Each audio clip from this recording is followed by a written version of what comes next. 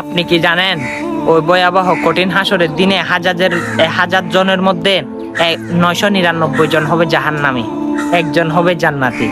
সেই কঠিন দিনে যদি আপনি একজন জান্নাতি হয়ে যান, কেমন হয়? আপনার আনন্দটা কেমন হবে আপনি একবার ভাবুন তো। 1000 জনের মধ্যে 999 জন যদি জাহান্নামী হয়, একজন যদি জান্নাতি হয়, অবশ্যই আপনার সেই উপলব্ধিটা কেমন লাগবে। আল্লাহু আকবার। হ্যাঁ, শুধু তাই না, হাসরের ময়দানে সবাই উলঙ্গ অবস্থায় চোরাচুরি করবে। মা বাপকে চিনবে না, বাপ সন্তানকে চিনবে না, সন্তান পুত্র চিনবে না। আল্লাহু আকবার।